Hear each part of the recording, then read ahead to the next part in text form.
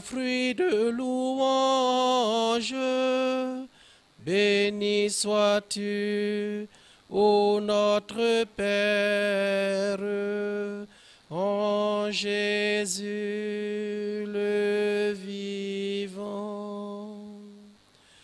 L'Esprit nous garde sous l'alliance du Christ et le signe pascal, la vie reçue, la vie donnée, rythme le temps de l'Église.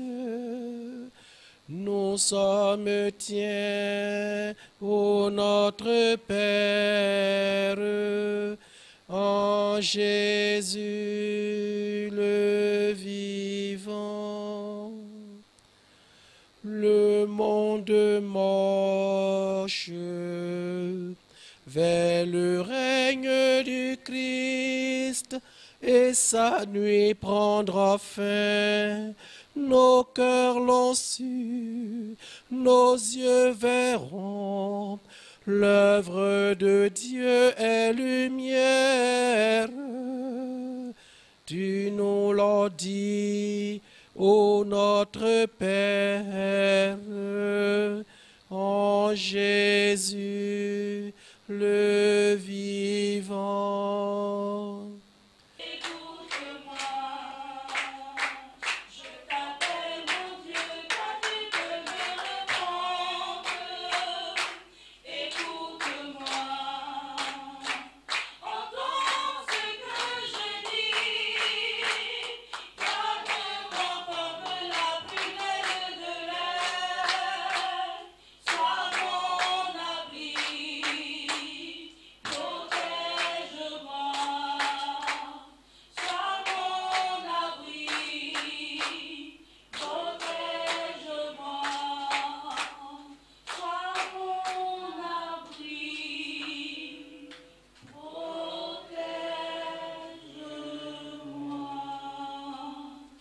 La grâce de Jésus notre Seigneur, l'amour de Dieu le Père et la communion de l'Esprit Saint soient toujours avec vous et avec votre esprit. Adorateurs du cœur de notre Seigneur Jésus-Christ, transpercé en croix, d'où jaillit le sang et l'eau, source d'infinie miséricorde pour nous, viens à la suite du suprême Maître, répandre ce sublime amour sur le monde et révéler ainsi l'ineffable bonté de Dieu. Telle est la mission de la Fraternité Saint-Jean de la Miséricorde, afin de continuer l'œuvre du Christ qui envoie en mission chercher les brebis égarées, panser celles qui sont blessées, consoler la veuve et l'orphelin. Le samedi 29 août, la cérémonie de prestation de serment des nouveaux engagés de la Fraternité Saint-Jean de la Miséricorde a tenu ses promesses. Cette cérémonie a démarré par la récitation des vêpres. Ensuite, la messe, présidée par le père Adou Anno Gustave, père prieur du monastère de Mbadon. Un fait marquant de cette Eucharistie a été la prestation des serments des nouveaux engagés. Je sous-signais Alphonse Aimé Nemba,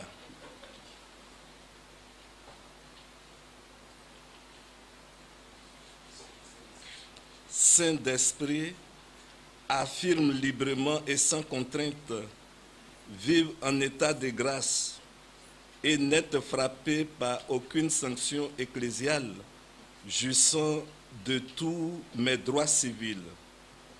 Je déclare, dans la dignité et dans la liberté des enfants de Dieu, sur l'honneur et la foi en Dieu, Père, Fils et Esprit Saint, en tant que fils de l'Église, une sainte catholique et apostolique, famille de Dieu, que je n'appartiens et n'ai jamais appartenu à un groupe ou réseau terroriste de trafic d'armes et de drogue, d'organes humains ou autre activité de pensée ou d'agir contraire à la morale catholique et à l'Évangile.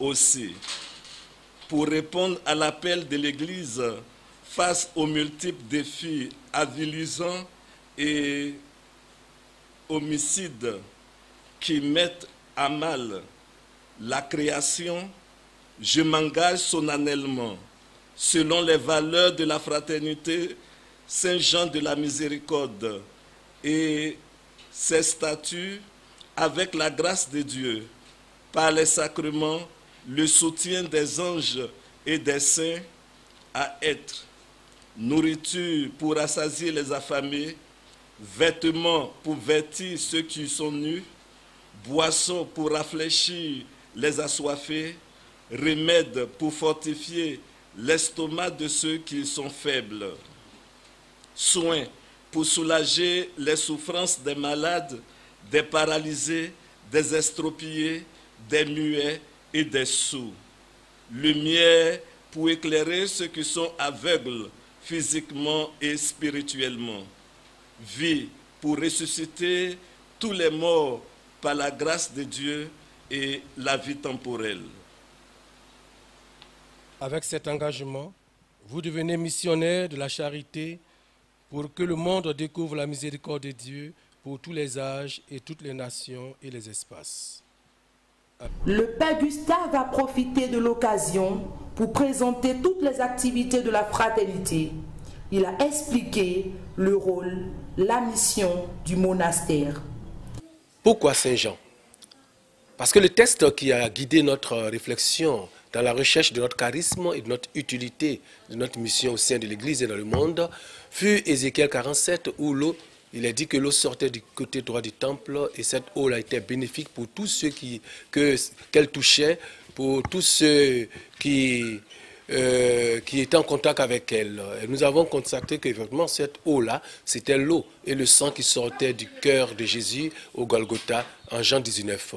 Partant de là, nous avons choisi le nom de Jean, qui sera pour nous le Père spirituel, le patron de notre communauté, notre guide, celui qui va nous tourner notre regard vers ce cœur ouvert, d'où la miséricorde de Dieu s'est manifestée dans toute sa plénitude et toute sa splendeur. C'est en ce sens-là que nous avons pris Saint-Jean de la Miséricorde. Voilà. Parce qu'en fait, on aurait pu prendre Saint-Jean de la Croix, puisque nous étions au pied de la croix. Mais nous disons non, c'est Saint-Jean de la Miséricorde, car c'est là que la miséricorde s'est manifestée. À partir de là, nous sommes mis à l'école de Sainte Faustine et de Padre Pio, et nous avons avancé un peu. Et aujourd'hui, avec la formation, je dirais, carmélitaine que nous avons reçue en temps, grâce au Père Alter et d'autres frères, nous avons essayé de parachever cette histoire, qui est maintenant une histoire qui commence avec la congrégation du Mont Cassin-Subiaco, des bénédictins. Donc c'est le monastère de Boaké qui nous accompagne depuis les années 94-96. Nous sommes donc aujourd'hui ici dans le siège de notre fondation. La vie contemplative que nous avons dans les monastères que nous sommes en train de créer, comme celui-ci qui est le monastère Sainte-Véronique, est complétée par une vie apostolique, pastorale, qui, elle, jaillit de la fondation Saint-Joseph de Nazareth. Donc nous avons une vie basée, fondée spécialement sur la spiritualité de l'agneau immolé. Voilà, donc voici notre vision, répandre l'agneau immolé, faire témoignage de l'agneau immolé et permettre à tout être humain de bénéficier des grâces de l'agneau immolé.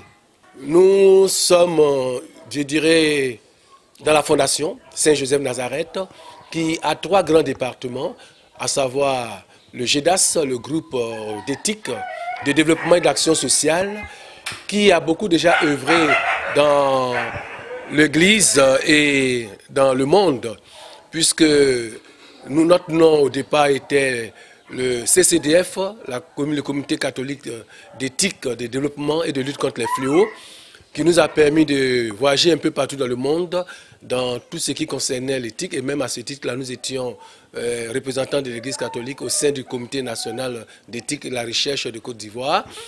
Nous avons changé de nom parce que le cardinal a demandé, puisque au début nous voulions que ce groupe-là soit un groupe qui soit vraiment un groupe de la conférence et que tous les mouvements de la Société catholique puissent être représentés pour pouvoir, chacun à leur niveau, apporter les grains à l'édifice. Et le cardinal a demandé que nous le fassions actuellement dans notre communauté afin que plus tard on puisse voir ce que cela donnera. Donc c'est à ce titre que nous avons changé le nom pour mettre GEDAS, groupe d'éthique, de développement et d'action sociale. Ces 3 départements, ce premier-là, est déjà reconnu par le diocèse d'Abidjan. Nous attendons donc notre lettre officielle de reconnaissance. C'est tout comme l'autre branche qui est Association Droit des Vivres, ADV, pour la promotion et la défense de la vie et des bonnes mœurs. Elle aussi, elle a été reconnue par l'archevêque d'Abidjan. Nous attendons aussi donc la lettre officielle, le décret de reconnaissance. À l'époque, notre aumônier était le père Adangba Victor, jésuite, que nous saluons. Le 3e, c'est l'apostolat, Servus Dei Verbum, apostolat au service du Verbe. Le Verbe, nous savons qu'à Kibeho, la Vierge Marie s'est présentée sous le vocable de la mère du Verbe. Et Jésus est le Verbe, il est le Logos de Dieu. Nous devions faire la promotion de toutes les productions de l'Église, faire la promotion de toutes les déclarations de l'Église, faire la promotion des valeurs de l'Église. Et voilà, nous en sommes à notre début à ce niveau-là. Ceci dit, du point de vue stratégique, nous fonctionnons de 3 façons. Il y a d'abord la vie contemplative pleine, où nous serons dans les monastères, où nous vivons pleinement la vie contemplative. Le 2e niveau, c'est la vie apostolique, semi-contemplative, où nous avons des frères qui sortiront peut-être du monastère et qui vivront autour des paroisses, dans ce que nous appelons les foyers de miséricorde, pour pouvoir nous aider justement à pouvoir promouvoir la spiritualité bénédictine dans les familles, dans les couples, et que nous savons que cela est possible. Il est possible que les chrétiens prient beaucoup, mais les aider à prier sérieusement selon les règles de l'Église, dans les valeurs de l'Église, à savoir l'office divin, le service de la liturgie de la parole. Voilà un peu comment je peux présenter cela.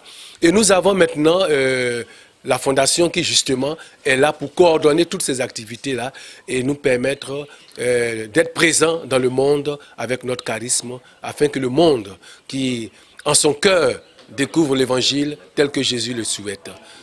Des propos ont été recueillis auprès de ceux-ci. Que cela nous permettra d'aider nos enfants, nos jeunes frères, à comprendre vraiment que la vie n'est pas aussi facile, de prendre soin d'eux, des études, de leur corps.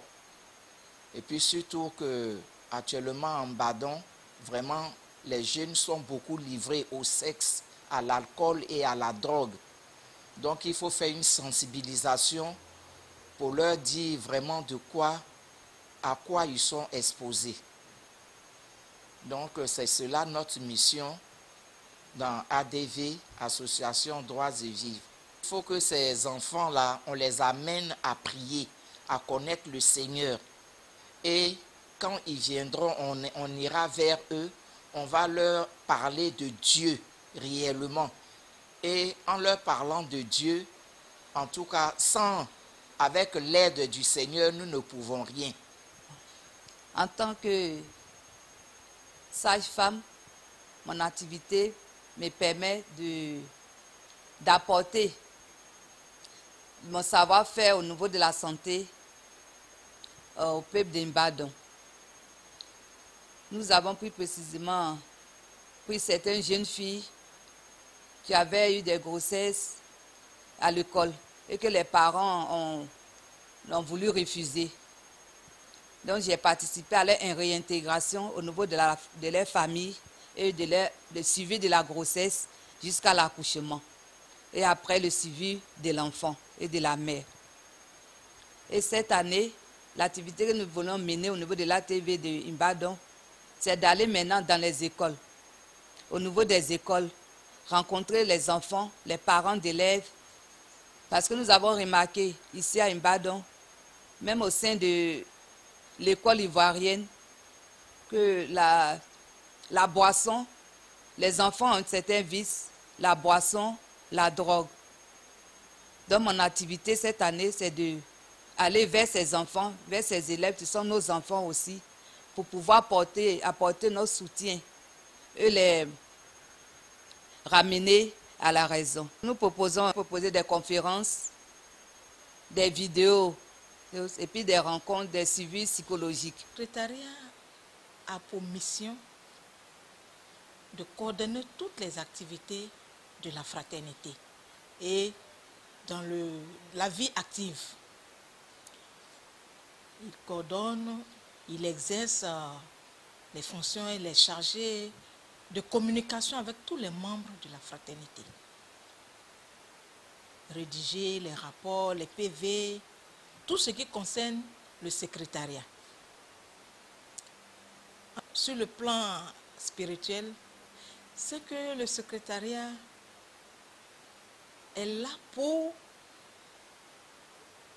être en communion avec le Saint-Esprit, Dieu le Père et Dieu le Fils, pour mener à bien la mission qui lui est confiée. Et bon, cette mission, elle est très noble, en ce sens que sans l'appui, le soutien du Saint-Esprit, on ne peut pas aboutir à cette mission. Je voudrais vous remercier pour ce temps que vous nous donnez afin de pouvoir présenter notre communauté qui a commencé depuis les années 85-86 et qui fait son petit bonhomme de chemin au cœur de l'Église pour le monde. Notre vision, c'est être apôtre de l'Évangile au cœur du monde. Apôtre de l'Évangile, donc être envoyé dans l'Évangile. Nous ne pouvons rien faire tant que l'Église ne nous aurait pas donné la mission à accomplir dans le monde. Et nous comprenons, notre mission, c'est celle de l'agneau. Être tout donné à Dieu et tout donné aux hommes. Tout donné à Dieu et tout donné aux hommes par l'Église. Que Dieu vous bénisse, que Dieu vous garde et que la paix, tant recherchée par les hommes, cette paix annoncée par les anges, à l'annonciation de la Vierge Marie et de Saint Joseph, que cette paix repose sur tout le monde et qu'elle soit, je dirais, la manne recherchée par tous et par les moyens les plus forts, les plus ardents, les plus humbles, celle de l'Évangile. Amen. Avec la fraternité Saint-Jean de la Miséricorde, c'est un pouvoir de répondre à toutes les sollicitations et œuvrer dans la légalité au sein d'une Église sainte, catholique et apostolique.